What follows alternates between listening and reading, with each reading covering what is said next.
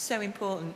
You know, with Flowcrete, my dream, you know, we used to do seamless flooring. So we floored manufacturing plants. We floored food industry, pharmaceutical industry, automotive, etc.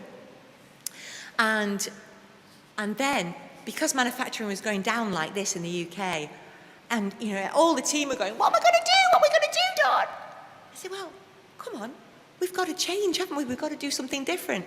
So again, through dreaming and coming up with ideas, we then went into the commercial flooring market, and the products that we were supplying into manufacturing, we actually did in the commercial world. So that first product that I ever made for Mars, you remember back in 1982 that I told you about, we actually floored Dublin Airport, major shopping centres all over Asia and the Middle East with the same product that was we laid in a factory, a chocolate factory, right?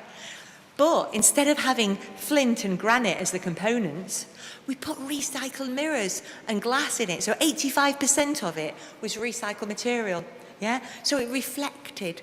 And the airport, you know, the specifiers, they thought it was amazing because they didn't need as much lighting because it was reflectant.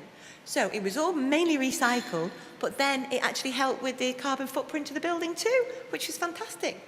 So this dreaming and ideas, it is just so important. It's so important, yeah. The other thing about dreaming as well, you know, you do come up, little bing, ideas come out in your head, don't they? And actually, I was sharing this one with you earlier, Mike. One of the key things about Flowcrete, about the strategy of why we won, and we really succeeded, was, I call it, and remember this one. If you don't remember anything else that I've said tonight, remember this one, okay? 3 letters. TLC. Now, I know it's all about people, and we think of tender, loving care, but in business, this is critical because you have got to, TLC, think like a customer, you talk like a customer, you've even got to text. So we're talking about Facebooks and all sorts where we text like customers, but even, there's one more that came from the last talk, you even can tailor like a customer. Now, I'm not really tailored like you tonight, so I haven't got it right, have I? I'm putting my tango outfit on, but never mind. But I tell you, this was amazing. At Flowcrete, we were dealing, in the manufacturing industry for one sector, we were dealing with production engineers. Now, what language do they speak? Lean, don't they? Lean lingo, Six Sigma, Kanban, 5S, a lot of Japanese lingo in there. So what we did, and this is globally, we trained all our sales force to speak the language of lean. And that really worked because they could talk to those engineers.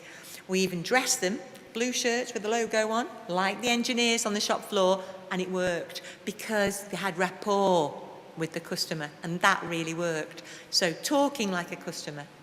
And on the other side of it, if you look at the commercial side, we were dealing with all architects and interior designers, you know, very sort of design orientated. Now they talked a completely different language. That was all design, detail, drawings, you know, CPD, etc. So, and we had to be very professional and how we presented ourselves, you know. But it worked. So we had a separate team doing that. It really worked. And we segmented the market down, you know, like, so in the food industry, oh, I wonder if we floored your black pudding factory. I don't know. You've not heard of Flowcrete? Have you heard of Flowcrete? No. Anyway, we just spoke food industry. Yeah, so we had like antimicrobial flooring, you know, we coved and looked away all the bacteria, you know, so we just spoke your language. And it really worked. So remember that, TLC, okay? Right. The other side about dreaming, you've got to start to dream and listen to the dreams of your team as well. Because if you've got dysfunctional dreams, they won't stay with you and they won't be very happy. And what I did with Flowcrete, I got a little gauge and started to measure the happiness factor of all the staff. And you know, I hold my hands up. I didn't actually achieve my objective while I was at Flowcrete. I'm going to do it at Barefoot, I tell you. I didn't. get into the Sunday Times top 100 companies to work for. Has anybody here? Come on, put your hands up. Are any of us in this room? No? You naughty lot. Well, we should be, shouldn't we? HSBC customers, you should challenge them all and help them. You're not in it either. Oh, for goodness sake, come on. It's such an amazing... I've just set up this new business called Barefoot Living, and I'm taking that seamless flooring into the home market, right? And the managing director that I've set in this business, he's called the Barefoot Wizard. And one of his first jobs he's got to do is, within 2 years, we've got to be in that top 100 best companies to work for. We're going to have such fun. So hold on, before I go back to this, any of you that want to come down and experience Barefoot, please do so. It's an open invitation. We'll be ready around about beginning of February with a barefoot showroom. It's called Barefoot Park, and it's a bit like Bury, Bosley in Cheshire, which is between Macclesfield and Leek. We're going to be completely barefoot. The office was going to be barefoot, but then I had a revolution on my hands with the 4 people that I employed saying, Dawn, do you mean the damn showroom's not going to be barefoot? What are you doing? We've come to work for you because we love the idea of barefoot living and barefoot working. So the showroom's going to be barefoot. So if you come to my office and my showroom, I'm afraid you've got to lose your shoes and go barefoot. And the next one is really about daring to be different. And Mike, you were laughing at me earlier on about my hairdo. I know you were really fed up because you couldn't show a big picture of me. But I tell you something. When I won that Veuve Clicquot Businesswoman of the Year award, I thought, right, it's down at Claridge's. We're in this environment where everybody wears black suits. I'm going to glow. If I win, so I got my best friend from school to make me a designer outfit, which was, it was Veuve Clicquot orange. So yeah, you see, I like orange. And it had leopard skin painted on it and little diamantes. It was a bit like, you were laughing at me earlier, I would never wear it again now, like Liberace's sort of style, amazing. But I tell you something, that outfit got me into the FT, on all the TV shows.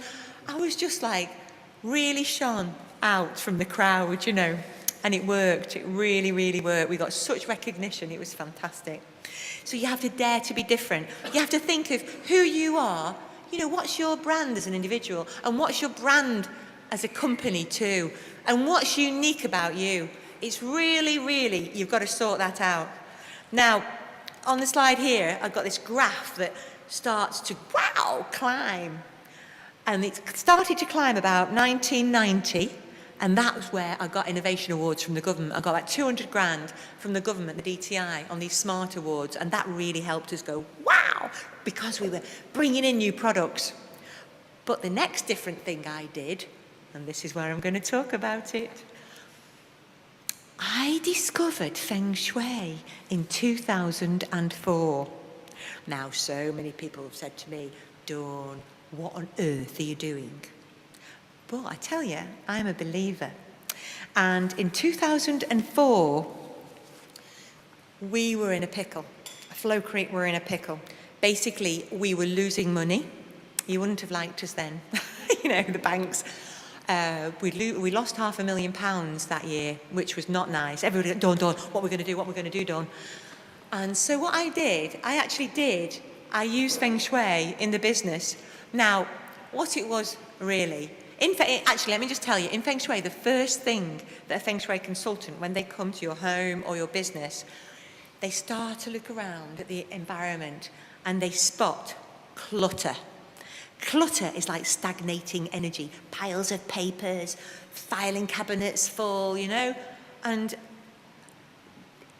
it's really bad for a business. So, now the clutter that I'd got at Flowcrete was phenomenal clutter. I'd got corporate clutter, I'd got corporate structured clutter. We'd done acquisitions, we got so many different brands that we were, out there on the market with, confusing customers. We got so many products.